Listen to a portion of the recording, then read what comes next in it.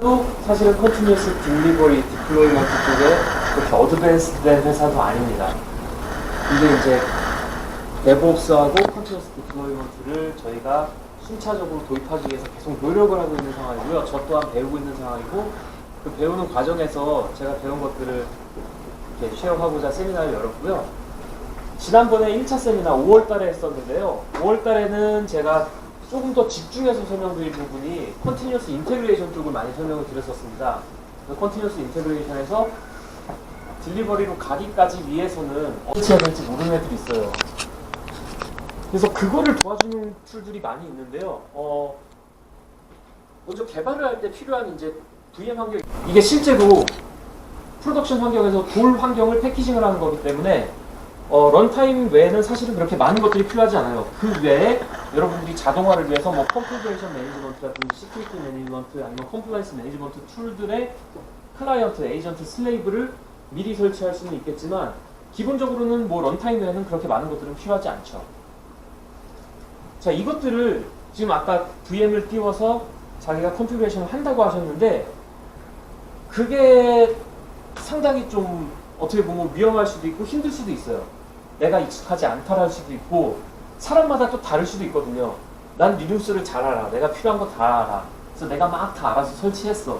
근데 팀에 새로운 사람이 들어왔어요. 새로운 주니어가 들어왔는데 이 친구는 리눅스를 써본 적도 없네. 유닉스도 모르네. 맥도 모르네.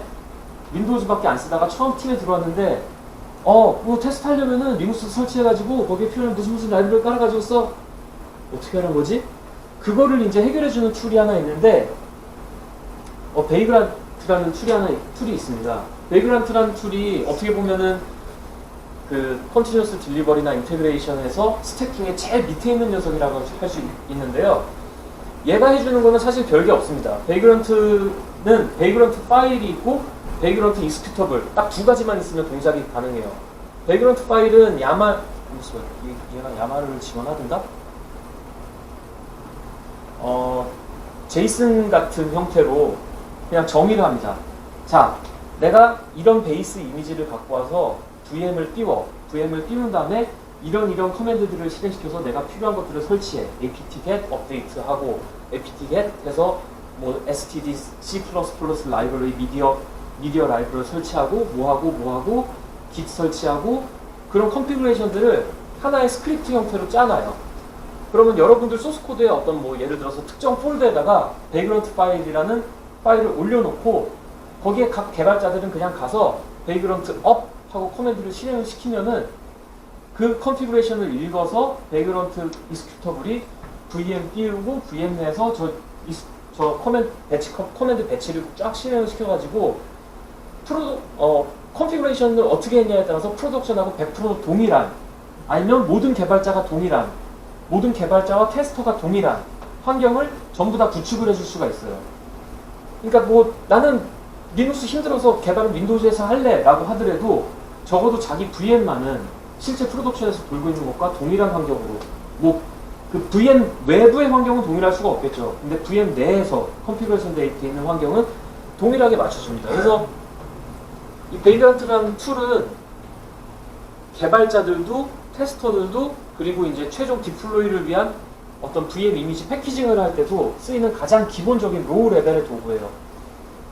불행하게도 저희는 사실 저 베이그란트라는 툴을 지금은 쓰지를 못하고 있습니다. 저희 회사 정책상 왜 그런지 모르겠는데 회사에서 시큐리티 문제 때문에 모든 컴퓨터에 VM을 다 디세이블 시켜놨어요. 몇몇 사람만 빼고. 근데 예전에는 저희가 윈도우즈 쪽에는 저 베이그란트를 안 썼는데 리눅스 쪽에는 베이그란트 파일을 만들어서 리눅스 개발하는 팀들한테 저희가 뿌린 적이 있었거든요. 요즘은 근데 사실 저희는 불행하게도 쓰지 못하고 있습니다. 몇 번 IT팀하고 싸웠는데 IT팀 자체가 리눅스를 몰라요. IT팀한테 저희 내부 클라우드에 야, 리눅스 VM 하나 띄워줘 라고 했더니 지금 일주일째 얘기하고 있어요. 우리는 리눅스를 모르는데 라고 해가지고 예, 다음 주에 저희 팀 중에 한 명이 아예 거기 가서 도와주고 올 예정입니다. 자, 그래서 베이그란트를 통하면은 여러분들이 만약에 윈도우즈 환경이다라고 하면 하이퍼브로 VM을 띄울 수 있고 아니면 벌추얼박스, VM웨어, 그리고 도커 컨테이너도 베이그란트에서 정의한 대로 해서 컨테이너를 만들어 줄 수가 있어요. 자, 저 베이그란트에서 그렇게 활용을 할 수 있는데 이제 패키징을 할 때도 도와줄 수 있는 툴이 있어요. 패커라고. 이게 사실은 제가 광고하는 건 아니지만 두 개가 같은 회사에서 만들었습니다. 해시코프라는 회사에서 만들었는데 데브옵스로 일하면서부터 제가 이 회사를 알게 됐고 이 회사 제품들을 상당히 제가 좋아합니다. 먼저 오픈소스 환경이고 물론 얘네 커머셜 버전도 있어요. 몇몇 제가 필요한 기능들은 커머셜에 있는 경우도 있지만 어떤 회사들은 제품을 만들 때 오픈 버전에는 정말 필요한 몇 가지 기능을 쏙 빼놓고 커머셜 버전에 다 넣어놓는 애들이 있거든요.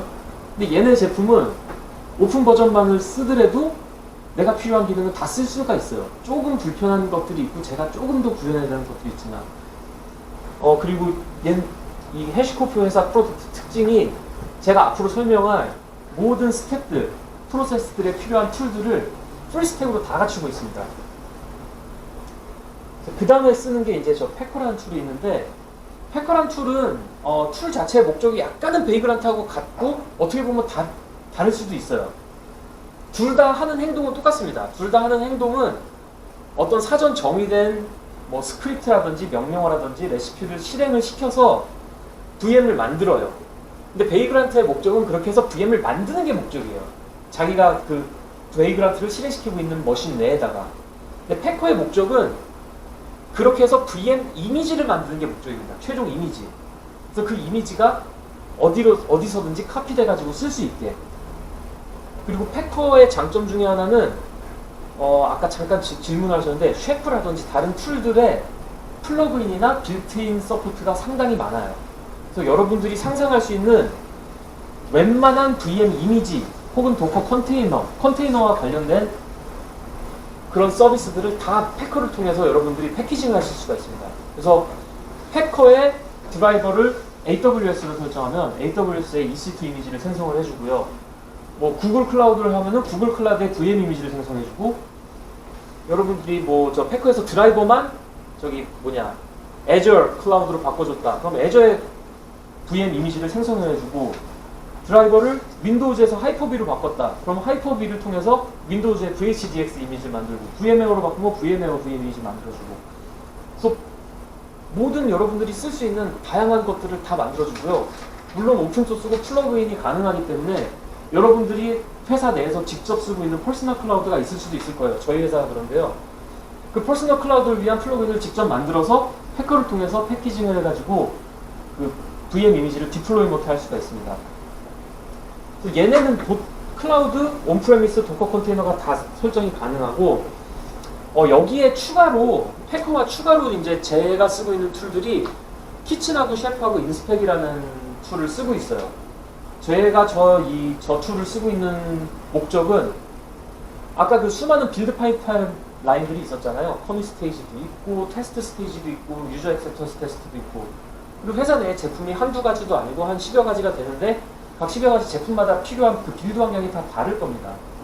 그 빌드 환경이 예를 들어서 자바라고 하면은 상당히 편해요.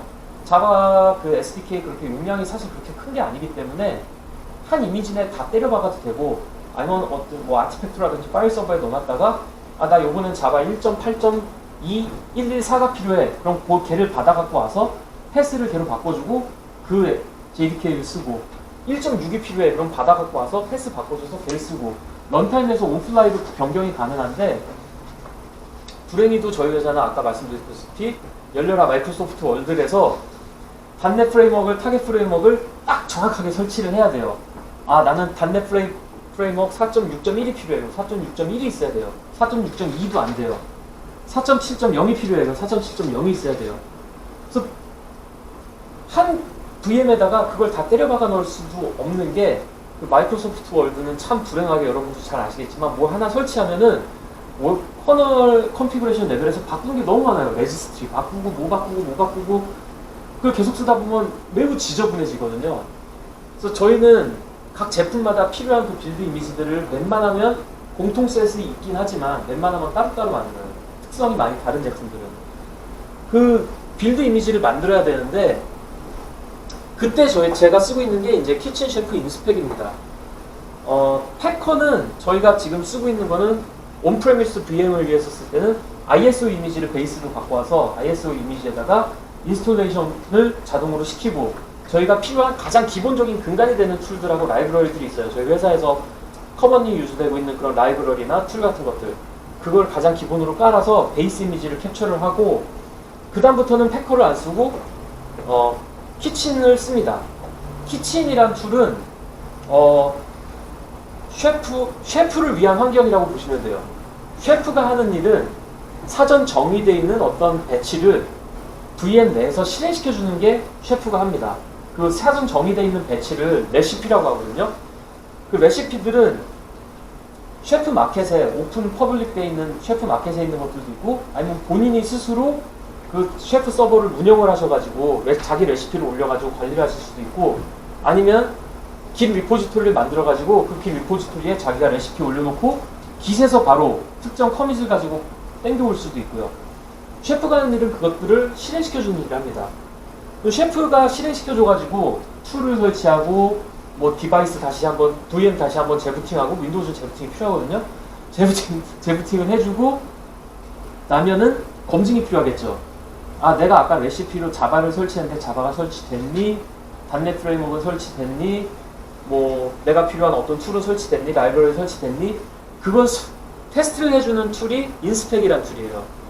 그럼 키친이라는 애는 뭘 해주는 거냐? 쟤네들이 활동할 수 있는 환경을 만들어줍니다. 셰프만 단독으로 쓸 수는 있어요. 근데 저희는 이제 키친을 쓰는 이유가 셰프가 실행한 애를 인스펙으로 검증을 해주는 거를 하나의 통합 환경으로 만들어주기 위해서 키친을 같이 써주고 있습니다. 그래서 패커하고 키친 셰프 인스펙을 같이 쓰면은 여러분들이 빌드를 하는 빌드 환경 VM 이미지를 준비하는 것에 대한 오토메이션이 가능하고요. 그 이미지를 가지고 지난번에 강의 때 말씀을 드렸던 그런 파이프라인에서 활용을 하실 수가 있어요. 저희가 또 그리고 그렇게 커먼한 빌드 이미지를 잘 안 쓰는 이유 중에 하나가 저희는 웬만하면 회사 내에서 빌드 이미지를 한 번 쓰고 버립니다. 디스포저블 VM을 써요. 그래서 만약에 온디맨드로 CI 툴 서비스에서 빌드 잡이 하나 필요한 게 있다. 아 얘는 예를 들어서 VM 프로파일 A가 필요하다 라고 하면 바로 VM A를 하나 띄워줘가지고 거기서 빌드가 돌아가게 만듭니다. 그래서 파이프라인 잡이 끝나면 바로 걔를 죽여요. 그렇게 하는 이유가 예전에는 저희도 안 그랬어요. 예전에는 좋은 게 좋은 거라고 VM 이미지 많아지면 VM 이미지가 상당히 사이즈가 크거든요. 특히 윈도우즈는 윈도우즈 기본만 해도 20기가가 되고 거기에 툴 몇 가지 설치하고 데이터 넣어놓고 환경 다 준비해 놓으면은 큰 이미지 같은 경우는 80기가짜리도 있어요. 하나가. 걔네들을 전부 다 스토리지에 저장하려고 하면 사실은 부담이 많이 되는데 그렇게까지 하는 이유가 저희가 한번 경험을 했어요. 그러니까 한 리눅스 팀에서 있던 일인데요. 사실 리눅스는 저희가 걱정을 많이 하는 윈도우즈만 걱정했었는데 회사 IT팀이 VM을 못 쓰게 한 다음부터 저희가 베이브런트를 안 쓰니까 개발자들이 자기가 똑같은 프로덕션 환경에서 검증할 수 있는 자기 환경이 안 된 거예요. IT팀한테 얘기하면은 템포러리 이렇게 오픈을 해주거든요. VM 쓸 수 있게. 근데 이 녀석이 너무 착하게도 밤샘 근무를 하고 있었어요. 자기 문제 계속 브레이크아웃 하느라고 한 새벽 1시인가 2시인가까지 문제를 해서 자기가 수정을 한 것 같아. 참 착한 녀석이죠. 근데 이 착한 녀석이 너무 또 착해가지고 자기가 수정한 거를 고치고 싶은데 새벽 1시에 IT팀한테 연락해서 전화 깨우기는 싫은 거야.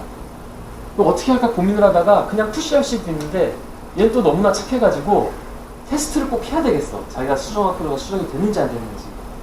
이 녀석이 한 게 뭐냐면은 저희 CI 파이프라인에 자기가 그 권한을 갖고 있는 파이프라인 하나 있었어요.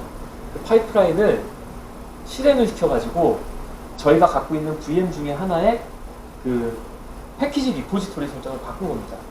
저희가 갖고 있는 회사 리포지토리가 아니고 자기 PC에 리포지토리를 하나 설치를 해가지고 거기서 소스를 받아가게. 그래서 기존 버전하고 똑같이 패키지되어 있는 패키지인데 사실 자기 로컬 빌트로 된 거를 거기다가 덮어쓰기를 한 거죠. 그래가지고 그냥 기존 파이프라인 다시 한번 리트리거 해서 확인을 해봤어요. 근데 기적적으로 잘 돌아간 거예요. 너무 기쁘잖아요. 그래서 얘가 히스토리를 봤더니 다시 롤백을 했더라고요. 파이프라인 컨피그레이션을 원래 설정으로 돌려놓고 자기 푸시를 하기 직전에 갑자기 리마인드가 됐대요. 이거 커먼 라이브러리인데 저 옆에 팀 제품에서 쓰는데 내가 쟤네 거 깨면은 쟤네 또 당황스럽잖아. 난 오늘 밤새가지고 내일 회사 안 올 거니까 쟤네 모를 수도 있어. 쟤네 것도 잘 되나 확인해보자. 그래서 이 착한 녀석이 다시 컨피그레이션 바꿨습니다. 자기 거를 향하게. 그리고 빌드를 걔네 거를 돌려봤어요. 잘 돼요. 그래서 얘는 너무나 행복한 마음에 자기 코드 푸시하고 바로 집에 갔습니다. 자기 코드 푸시하고 바로 집에 갔어요. 컨피그레이션 다시 안 바꿔놓고. 그러니까 그 다음부터 빌드되는 거는 다 걔 거 리포지토리에서 가져가는 거예요. 걔 리포지토리에서 가져가는데 이게 문제가 생긴 거는 몇 시간 뒤입니다. 회사 IT 폴리시에 의해서 윈도우즈 중요 시큐리티 업데이트 같은 게 계속 펜딩 되다가 마지막 라스트 미닛까지 가가지고 강제로 설치하고 강제로 PC를 리부트 시켰어요. 근데 걔가 만든 로컬 리포지토리가 서비스 루틴에서 부트되면 자동으로 도는 게 아니고 그냥 매뉴얼 트리거한 거였거든요. 그러니까 걔 PC가 다시 한번 리부팅 되고 나서부터는 그 빌드 머신에서 그 패키지 리포지토리가 필요한 제품들은 다 빌드 페일이 나요. 패키지 갖고 올 수 없어. 페일. 패키지 커넥션 페일. 근데 얘가 컨피그레이션에서 그 URL 자체를 뭐 IP, 자기 PC의 IP나 도메인 네임으로 바꿔놨으면은 빌드 로그에서 저희가 좀 디텍트하기 쉬웠을 거예요. 근데 얘가 호스트 파일을 바꿨어요. 이 URL은 자기 로컬 PC의 IP로 가도록. 그러니까 저희는 빌드 로그를 계속 봤는데 야 이거는 익스터널 리포지토리가 깨진 건데 왜 우리한테 그래? 그리고 저희는 다른 팀에서 컴플레인 하는 거 다 무시했습니다. 근데 다른 팀에서는 야 내 거에서는 잘 돌아가. 그래서 우리가 내 거에서 잘 돌아가는 얘기 들은 것만 1000만 번이 넘으니까 다시 확인하라고. 메인 리포지토리가 깨진 거라고. 우리는 어쩔 수 없다고. 그렇게 해가지고 시간이 지났는데 저희가 그 영구적으로 쓰는 VM도 완전 영구적은 아니에요. 저희 회사 시스템이 엘라스틱하게 이 VM이 생성된 지 예를 들어서 일주일이 넘었다 그러면 죽여요. 그리고 다시 만듭니다. 그리고 그런 식으로 돌아가는데 그 리눅스 VM은 라이프 사이클이 저희가 짧거든요. 가벼워서 보통 한 3일마다 한 번씩 죽이는데 그러고 나서 오후쯤 되니까 빌드가 잘 돼요. 죽었다가 새 VM이 만들어진 거죠. 빌드가 잘 되니까 거봐. 우리 문제 아니지. 자동으로 고쳐지잖아. 걔네 문제였어. 라고 했는데 얘가 똑같은 짓을 그 다음 주에 한 번 더 해요. 다른 문제 때문에. 근데 똑같이 또 컨피그레이션 돌려놓는 걸 까먹습니다. 그래서 팀들에서 컴플레인이 또 와요. 다시 그 일이 3번이 발생되고 나서야 나중에 문제를 알았어요. 얘가 이런 짓을 한다는 거를.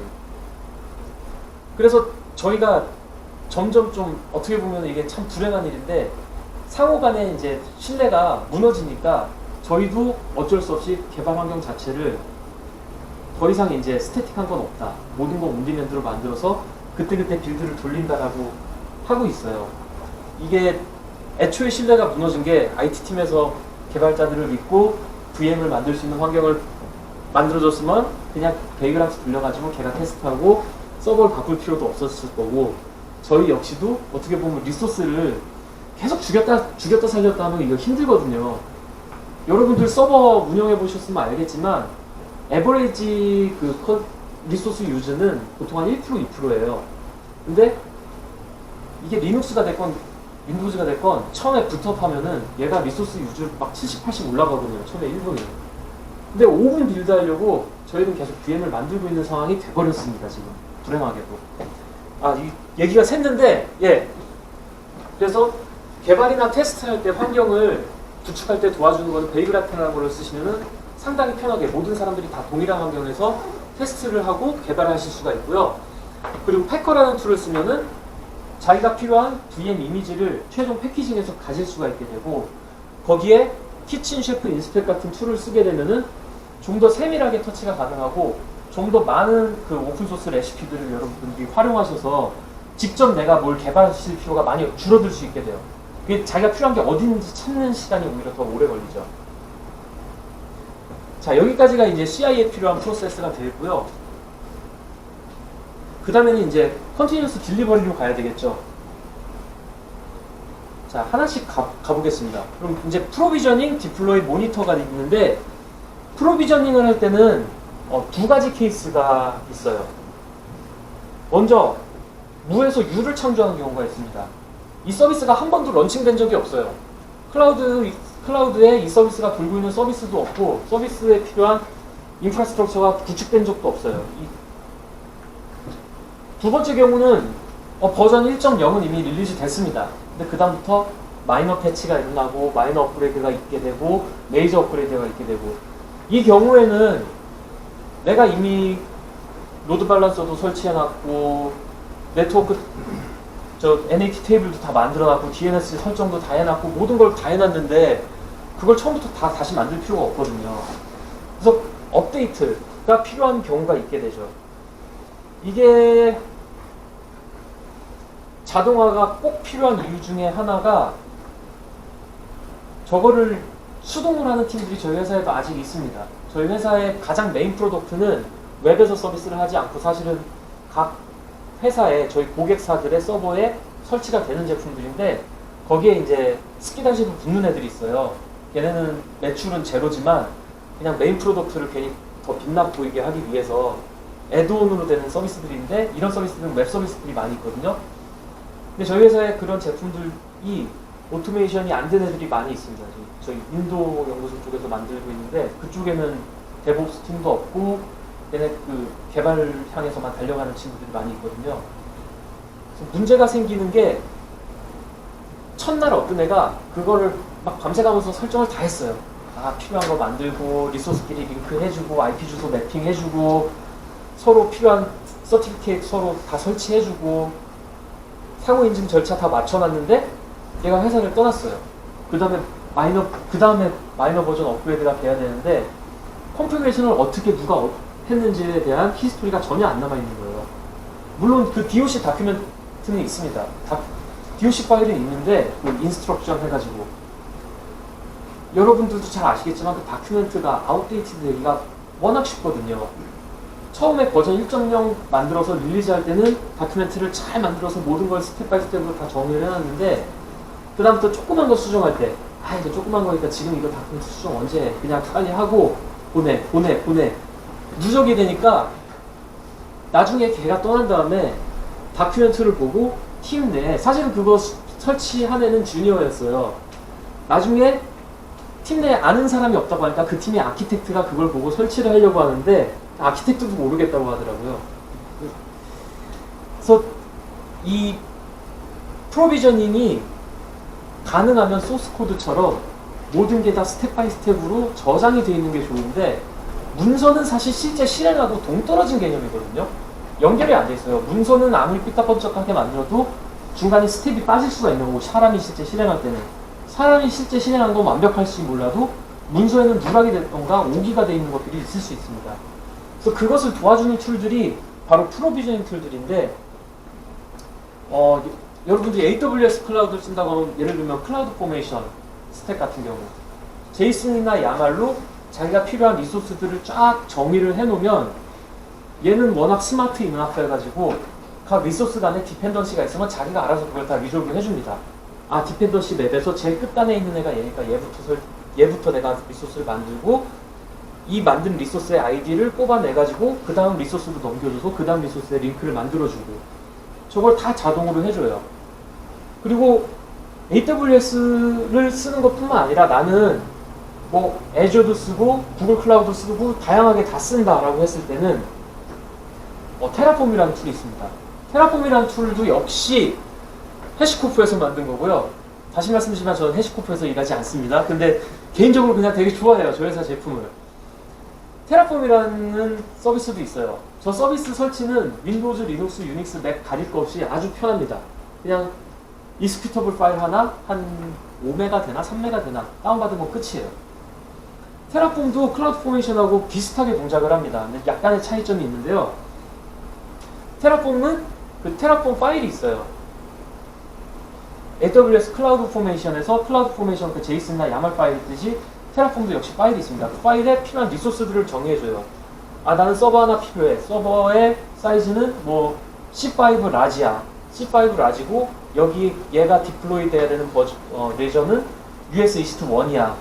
그리고 얘는 뭐 엘라스틱 IP는 뭘 가져야 되고 어떻게 하고 걔는 또 어디에 로드 밸런스에 연결이 돼야 되고 그것들을 쭉 정의를 해주고 테라폼 플랜이라고 딱 타이핑을 해주면 됩니다. 콘솔에서 테라폼 플랜 하면은 그 정의되어 있는 테라폼 파일을 얘가 한번 분석을 쫙 해서 내가 실행을 다 시키고 나면 이런 리소스가 최종적으로 생길 거야 라는 걸 보여줍니다.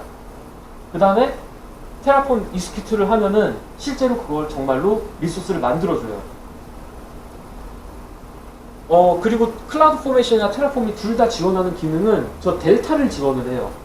서비스 데이 1이 아니라 데이 2 플러스에 필요한 그 델타. 우리 서비스의 클라우드 아키텍처에 그 페일오버 서버가 원래 한 개가 있었는데 페일오버 서버를 레전별로 한 개씩 둬야 되겠다. 그럼 포메이션 딱 바꿔주시면 기존에 있는 리소스는 바꾸지 않습니다. 컨피그레이션이 돼 있는 애들은 그대로 놔두고 새로 추가된 병나 많은 거를 좀 더 빨리 캐치업하실 수가 있어요. 그런 장점이 있습니다. 그리고 자동화는 아주 좋은 거예요. 아까 말씀드린 것처럼 사람이 매뉴얼로 하다 보면은 각각의 개인마다 환경이 너무 다를 수가 있고 그거를 주도하고 있던 똑똑한 한 명이 회사를 떠나게 되는 순간 모두 바보가 될 수가 있어요. 그래서 웬만하면은 자동화가 좋습니다. 하지만 저게 맨데토리가 돼가지고 내 발목을 잡으면 안 됩니다. 정말로 자동화가 힘들고 한 5년에 한 번 있을까 말까 하는 일들을 위해서 그걸 자동화하는 경우가 있거든요. 근데 저 자동화라는 게 말이 쉬워서 자동화지 스크립트 실행만 시키면 된다고 하지만 특히 VM 이미지 관련된 것들 같은 경우에는 한 번 그 100라인짜리 스크립트를 실행시키면은 1시간, 2시간씩 보는 경우가 있어요. 특히 윈도우즈 환경에서는. 이게 돌리는 데만 1~2시간이고 그걸 만드는 데 또 1~2시간이고 1~2시간 돌렸는데 마지막에 끝나기 직전에 페일 해가지고 다시 설치해야 되고 그럼 시간 소모가 상당히 크기 때문에 내가 어디에 중점을 둬야 될지를 그 중용의 자세를 갖고 좀 봐야 될 필요가 있어요. 유도리 있게. 그리고 모니터. 앞서 말씀드릴 거니까 뒤에 세미나가 이제 모니터가 준비되어 있으니까 더 깊게는 말씀을 안 드리겠지만 모니터링은 정말 중요합니다. 저처럼 특히 개발자 출신의 데브옵스는 그 개발 측면하고 디플로이 되는 것까지만 보거든요.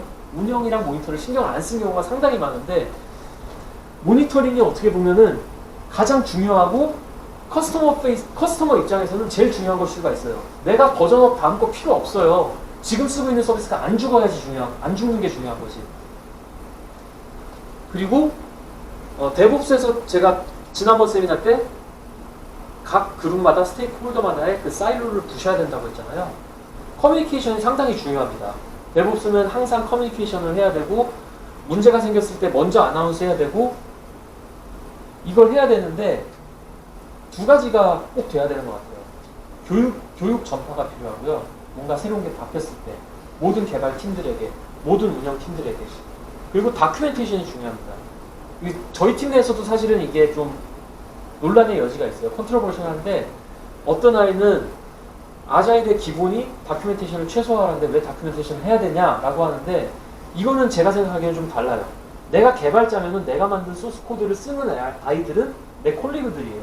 내 팀에 있는 다른 개발자들입니다. 내가 코드를 정말로 잘 짰으면은 별다른 주석이나 다큐멘테이션이 필요 없이 코드만 보고도 바로 이해 가능한 코드를 만들 수가 있거든요. 다큐멘테이션 최소화하고서 개발 진행이 빠르게 가능해요. 근데 데브옵스로서 내가 개발을 하든지 뭔가 수정을 하든지 만들어 놓은 것들은 그거에 어떻게 보면 소비자들이 우리 팀 내에 있는 다른 데브옵스들도 있지만 다른 팀이에요. 그리고 걔네들은 저희랑 다른 동물이에요. 우린 데브옵스란 동물인데 쟤네는 개발자란 동물이에요. 저 동물들은 우리가 짜놓은 그런 툴이나 스크립트 환경이나 컨피그레이션 환경에 대해서 이해가 저희랑은 다를 수가 있거든요. 그래서 데브옵스가 디벨로퍼하고 같이 잘 일을 하기 위해서는 저 다큐멘테이션이 상당히 중요해요. 저 다큐멘테이션이 잘 돼 있고 교육이 잘 돼 있으면 내가 하는 일이 줄어듭니다. 내가 저게 잘 안 돼 있으면 뭐 작은 수정한 사항 하나하나 있을 때마다 디벨로퍼들은 티켓 만들어서 데브옵스한테 계속 던져요. 근데 교육하고 문서화가 잘 돼 있으면 저한테 던지는 게 아니라 웬만하면 자기가 급하면 자기 부분 자기가 끕니다. 그래서 저 다큐멘테이션이 깔끔하게 돼 있어야 되고 에듀케이션이 잘 돼 있는 게 데브옵스의 일을 좀 줄여주는 하나의 팁이라고 할 수 있겠습니다. 자, 여기까지 제가 오늘 준비한 데브옵스 컨티뉴어스 딜리버리 디플로이먼트 인프라스트럭처를 어떻게 구축하는지에 대한 세미나 내용이고요. 혹시 질문 있으신가요? 질문 두 개 있어요. 예. 일단은 제 첫 번째 든 질문이 테스트하고 그 다음에 이제 UAT하고 이제 운영 환경 있잖아요.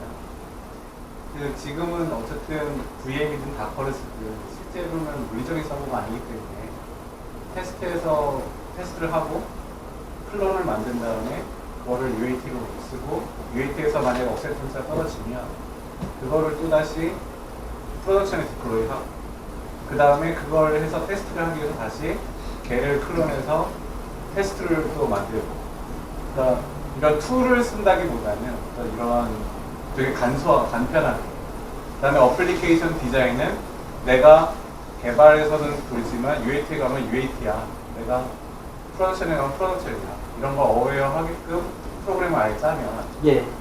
이게 현실적인 건지 아니면 비현실적인 건지 아니면 이렇게 만약에 하게 되면은 뭐가 문제가 될 수 있는지 일단은 저희 회사 제품을 말씀드리면은 저희 회사 제품은 모노리틱 어플리케이션이에요. 1기가에 조금 못 미치는. 그래서 상당히 개발 환경이 다른 상황이라서 저희는 그거를 대충 이미지를 갖고 가지 못합니다. 그리고 UAT 할 때는 저희가 또 디버그 바이너리를 붙이는 게 있어요. UAT 런타임 때문에. 그래서 그 이미지를 갖고 가지 않고 갖고 가더라도 저희가 컨테이너를 만들면 앱 설치만 하고 나면 컨테이너 사이즈가 한 3기가가 디프 이미지가 생겨버리거든요. 저 같은 경우는 데브옵스 툴에 익숙하지가 않으니까 예. 저 같은 경우 제가 만약에 우리 조직에서 데브옵스를 하게 된다 그러면은 저는 이런 어프로치를 한번 써보려고 하는 거고 예, 근데 그 이미지 재활용은 다커 같은 경우는 또 더 가볍고 예, 그러니까 다커 같은 경우에도 이제 저희 앱을 설치를 하면은 한 3기가가 늘더라고요. 인스톨러 자체는 800메가인데 설치를 하고 나서 생성된 그 디프 파일 자체가 3기가가 돼버리니까 상당히 그것도 좀 헤비한 편이죠. 근데 그래도 그게 좋긴 좋아요. 저희도 지금 그거를 계속 하려고 이런 방법을 쓰려고 하나씩 바꾸고 있는 환경이거든요. 그래서 뭐 유닛 테스트는 어차피 빌드할 때 같이 도는 거니까 상관이 없는데 UAT 하려면 저희 앱을 저희가 윈도우즈에 설치를 해야 되잖아요. 이게 설치 타임이 되게 길어요. 저희 앱이. 사이즈가 크다 보니까 5분 막 이렇게 걸리는데 그럼 엑스프턴스 테스트 가게 되면은 저희가 엑스프턴스 테스트 돌릴 때 지금 22개인가 VM에서 패러럴하게 돌리거든요. 테스트 케이스를 빨리 끝내기 위해서. 그럼 그 22개의 VM에 22번 인스톨을 하는 거잖아요. 그래서 그걸 줄이기 위해서 처음에 패키징 되면 바로 한번 인스톨하고 그걸 가지고 테스트 쭉 돌리고 그 다음에 걔를 가지고 그대로 UAT 환경으로 넘어가게 이렇게 되어 있습니다. 근데 이제 UAT에서는 조금은 환경이 다른 게 저희는 아까 말씀드린 것처럼 저희 프로덕션 서버가 있어가지고 거기에 서비스를 푸시하는 게 아니고 각각 고객사의 서버에 설치를 하는 식이거든요. 그래서 환경이 되게 달라요. 이게 일반 패키징된 프로덕트 파는 것처럼 윈도우즈 컴패티빌리티는 윈도우즈 2008 서버부터 네이티브까지 MS SQL은 2012부터 2016까지 이런 식으로 되어 있어요. 그래서 UAT는 그게 다 옵션이 있다 보니까 저희가 가장 메인 액셉턴스를 누르는 메인 그 프로덕트 제품군 2016 세트 외에는 그때그때 설치할 수밖에 없죠. 근데 그게 단순한 구조면은 제가 생각했던 어프로치로 한번 시작해 볼 수는 있는 거예요.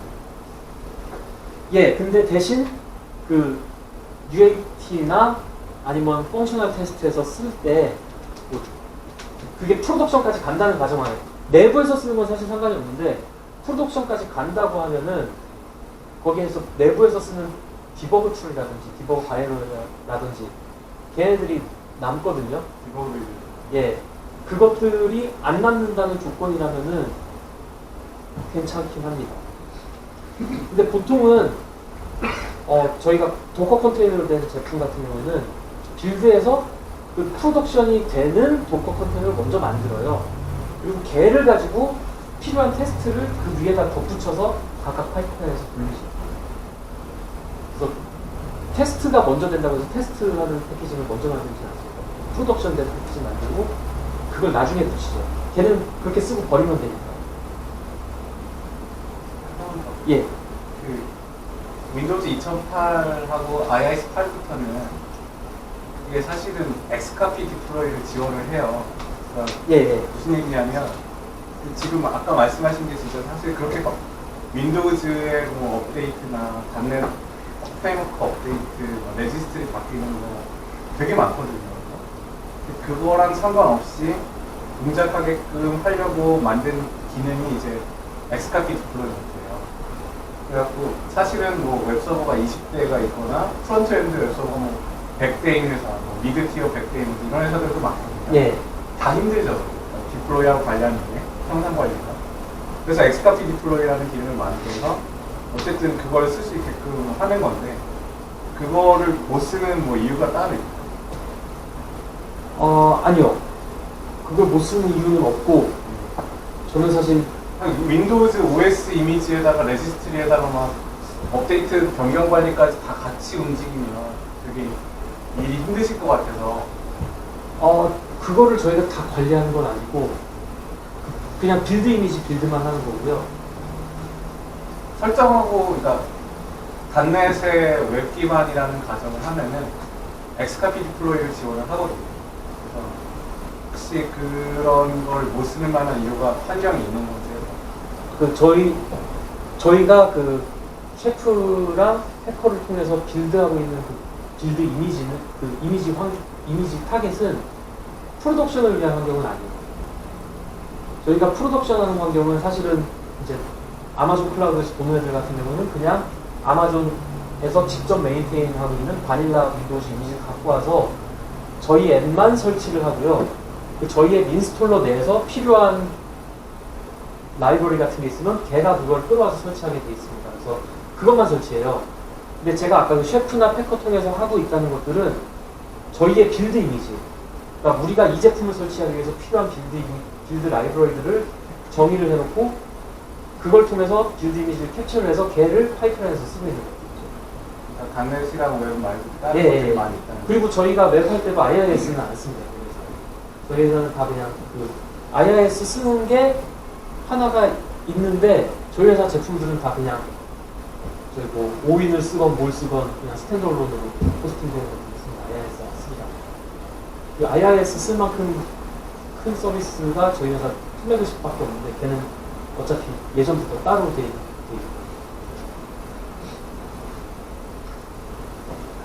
아까 도장깨기 얘기하셨잖아요. 각각 툴별로 소규모 그룹으로 한번 예. 해보는 게 어떠냐. 그걸 만약에 온라인으로 하면 어떨까요? 예, 그거 그냥 뭐 스카이프 화상 미팅 같은 거 통해서 해도 되고요. 아니면 저희가 이제 줌을 따로 준비해드리면 스카이프는 아까 지금 안정 환경이 많이 생겨갖고 아, 그래요? 예, 줌 같은 걸 이제 그리고 스카이프 계정 하나 만들어 놓고 그거 갖고 이제 소규모 미팅을 좀 한번 해보면 괜찮을 것 같아요. 예, 그것도 상관없습니다. 제가 어차피 저기 사는 데가 그렇다 보니까 아니 그렇죠. 다 오기로 오시라고 하기도 죄송하고 제가 오기도 힘들거든요. 그래서 온라인 환경을 생각했었습니다. 예. 그래서 한 3명, 5명 정도만 생각을 한 거고요. 많아봤자. 온라인 환경이 되면은 전에 같은 경우 이제 그 리액티브 레이티브 할 때는 온라인 그룹 12명이 했는데 4개 팀을 나눴어요. 예. 그냥 한 번 앞에서 한 30분 정도 전체 모여서 미팅하고 각각 팀별로 그룹하고 또 다시 모여서 한번 하고 하는 식으로 했었거든요. 그래갖고 혹시 뭐 나중에 생각 있으면 그런 방법도 괜찮을 것 같아요. 실제로 실습을 해봐야 많이 남더라고요. 이렇게 열심히 이렇게 들어보는 거보다.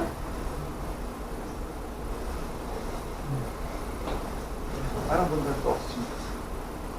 다른 분들도 없으신가요? 예, 그럼 이상으로